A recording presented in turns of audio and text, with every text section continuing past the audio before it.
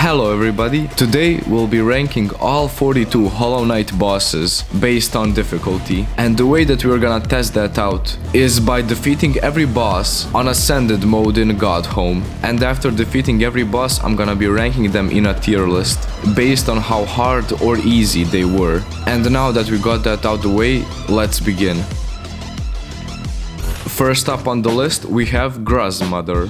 This is one of the first bosses that you will encounter in Hollow Knight. It only has this iconic move where it bounces all over the arena, but besides that, the boss is very easy to deal with and not difficult at all. And so Grother goes in F tier.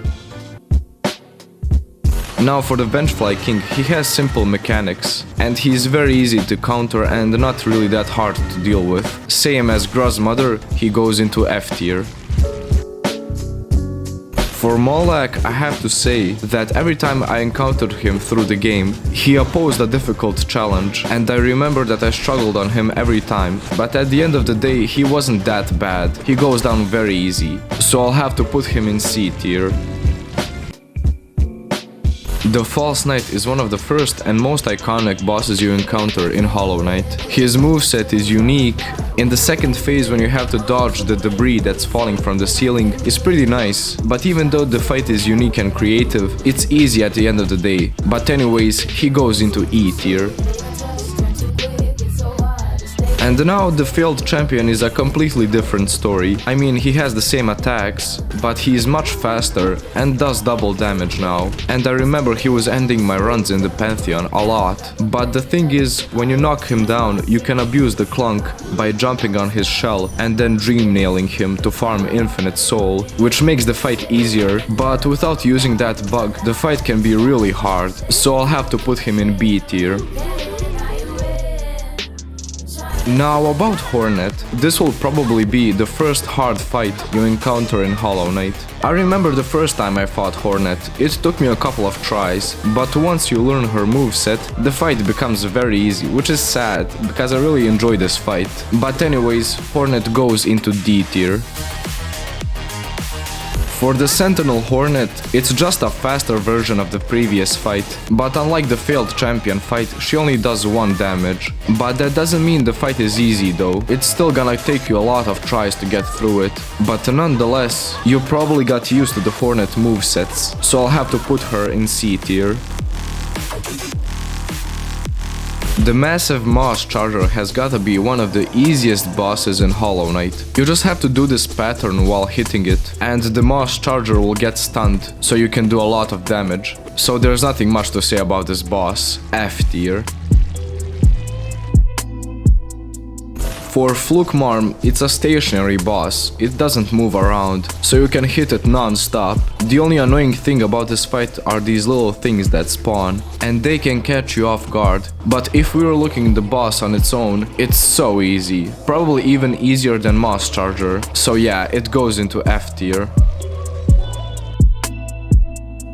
The Mantis Lords, another very iconic fight. Every player got caught off guard when you had to fight 2 of them at the same time, and then in the Pantheon, where you would have to fight 3 of them at the same time, was so insane. It took me so much practice to beat them. The Mantis Lords on their own are not that bad. The Mantis Lords go into B tier, but the Sisters of Battle, where you would have to fight 3 of them at the same time, was ending my Pantheon runs so many times. And to this day, I find that fight very hard. So yeah, Sisters of Battle go into S tier.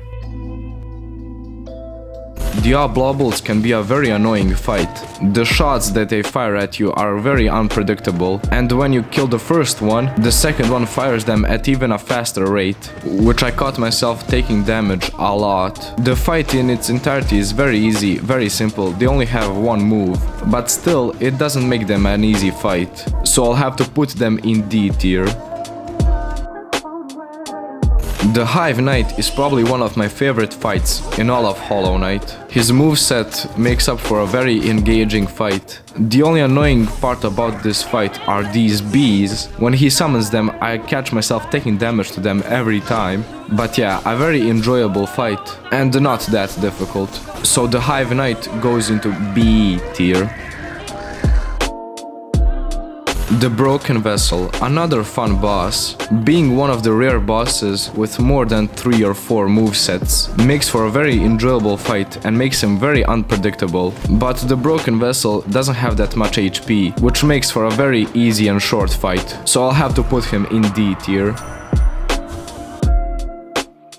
Now for the last kin, he's a completely different fight from the Broken Vessel. I mean, it's the same boss, but now he has a completely different moveset and much more HP, which makes for a very difficult and long fight. Also, these little things that spawn in the air are so annoying. He gets stunned a lot, which allows you to do the Desolate Dive on him, which does a lot of damage. So with all of that, the last kin goes into A tier. Now for the Nosk fight, I don't know why, but I catch myself taking damage a lot during this fight. And the way he moves around, it doesn't make sense in my head. And the fight with him is not easy in my opinion. I know a lot of people will disagree on this, but I find the Nosk fight a lot harder than the Winged Nosk fight. Winged Nosk is basically Nosk, but with wings. I know, very creative. But Winged Nosk actually has some predictable moves, which you can always jump over her. So with that, I have to put Nosk in B tier and Winged Nosk in E tier. The Collector. God, I hate his stupid laugh. I know a lot of people will say that this fight is very difficult for them, because a lot of things spawn while you have to fight him simultaneously, which I know can be probably very difficult, but this fight was very easy for me, so the Collector goes into E tier. The God Tamer is a very weird fight, but if you kill this beast first, you win the fight automatically. But yeah, anyways, the God Tamer goes into C tier. The Crystal Guardian is a very easy fight. The lasers are very visible, so they are really easy to dodge. The Crystal Guardian goes into F tier. The Enraged Guardian is the same thing as the Crystal Guardian, although he's a bit faster and does double damage now. Still, the fight is very easy. The lasers are very predictable and easy to dodge. So yeah, just as the Crystal Guardian, Enraged Guardian goes into F tier. Umu is a very easy boss when you first encounter him, but then during the Pantheon, the fight becomes a bit harder, more annoying than hard, because you have to hit these explodey boys back at him in order to deal damage. But anyways, Umu is not very difficult, he goes into E tier. God, I remember encountering Traitor Lord the first time. Every time he would hit you, he would do double damage, and I remember dying to him a lot. But then, for some reason, during the Pantheon, he was very easy. I don't know why, maybe he has less HP or something, and he will catch you Lycan a lot. If I were to rate him during the Pantheon, he would be very low on the list. But I'm gonna rate it by when I first fought him. I remember he was insanely difficult, so I'll have to put him in S tier. The Soul Warrior is a very easy fight, because his moves are very predictable. The fight can be a bit annoying when he spawns these little ghost things, but it's a very predictable and down-to-earth fight, and it will probably be easy for most of people. Although a very fun fight, he is not very difficult. He goes into F tier. I remember encountering the Soul Master for the first time, and I thought the fight was very easy, but then the second stage took me by surprise, and I managed to die to him. But after that, the fight became very easy. So with that, I'm gonna put him in E tier. The Soul Tyrant is just a bigger, faster, more balls in your face version of the Soul Master, and every time I fought him, he wasn't even that big of a problem, and even in his second phase, he's not that bad. So with that, we'll have to put him in D tier. The Dung Defender is personally my favorite fight in Hollow Knight. God, he's so fun to fight. He's literally throwing shit at you, like who does that? The fight is so goofy, and every time I hear him pumping his chest, I get so hyped. But besides being a very fun fight, it's not that difficult, so I'll have to put him in D tier. The White Defender is just a more faster version of the Dunk Defender fight, with more balls in your face and a new attack where he goes underground and casts pillars of shit towards you. God, I love this man so much. But anyways, during this fight you have a lot of opportunities to heal, which makes this fight a lot easier than it really should be. But anyways, the White Defender goes into C tier. When I first fought the Water Knights, they were so difficult. Like personally, the first time playing through Hollow Knight, that was one of the hardest fights in the entire game. But when I fought them in the Pantheon, they were very easy, but I'm gonna rate them based on the first time I fought them. And they were very difficult to deal with. So with that, I'm gonna have to put the Water Knights into A tier. The No Eyes fight can be a bit difficult with these ghost things spawning a lot, but nothing much to say about it. You just follow her around the arena and hit her until she dies. And with that, I have to put No Eyes in E tier. Marmu. God, do I hate this fight. It should be very easy, but I don't know, he just comes at you so fast. Pause. But anyways, the fight is very short, which I'm really happy about. And with all of that, Marmu goes into E tier. The Zero fight, honestly, he goes down so easy. With the Abyss Shriek, you can kill him so fast. And this is probably one of the easiest Dreamer fights in the entire game. And there's nothing really much to say about his moveset. He just throws swords at you. And in the second phase, he throws more swords at you, which are not that easy to dodge. But still, he goes down really fast. So with that, he goes into F tier. Meroth. If anyone has done the Pantheon challenge, you would know that this fight is one of the most annoying fights, because there's no floor. Personally, I have a problem with this fight even on the normal version. Like, his nails don't make sense to me and they're really hard to dodge, and the shield that's spinning around him makes it so hard to get to him, to deal damage. And this fight is very annoying and very difficult in my opinion, so I'll have to put him in A tier. The Galleon fight is very strange. When his scythe is spinning around and falling down on me, I find it very difficult to dodge, and when he spawns two more in, it becomes more of a dodging challenge, and when you get used to it, the fight becomes very easy, so I'll have to put him in D tier. Man, I love Gorb, but he only has one attack, where he throws nails at you, which are very easy to dodge, and then he throws a wave of 2 at you, and then eventually 3, which are still very easy to dodge, so I'll have to put him in F tier. Elder Hu is a very unique fight, but same as Gorb, his moves are easy to dodge. This fight is very easy. Elder Hu goes into F tier. Now, Oro and Metto. You can get rid of one of them very easy, but when the second brother comes in, the fight becomes so difficult. If you're in the middle of them, they're both gonna attack you, and you have to be careful of both of their attacks, because they can come out of nowhere. But anyways, when you kill the first one, the other one becomes very easy to target alone. So with that, I'm gonna have to put Oro and Metto into B tier.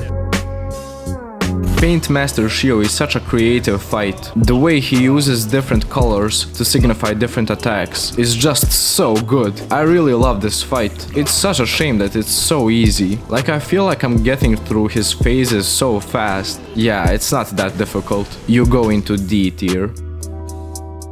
Now we're finally getting into harder territories. Sly has very fast attacks, and some of them to this day I have no idea how to dodge. I just try to spam through this fight as fast as I can and pray that I don't die. And in the last phase I can barely dodge his attacks. But it's such a shame that you can easily spam through his attacks. Sly goes into A tier.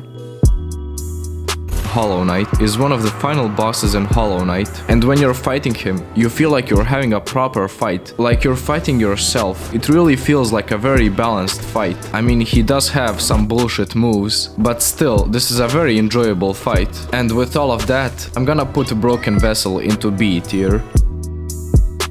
Now for the pure vessel, I know a lot of people are gonna say that they struggled on this fight, but honestly, I found it very easy. His attacks are predictable, a bit fast, but still they're kinda easy to dodge, and with a bit of practice you can easily get through this boss. But that doesn't mean he's easy though. Him doing double damage can catch you off guard, and you can die so fast during this fight. And I remember him ending my Pantheon runs a lot. So with all of that, I'm gonna have to put pure vessel into A tier.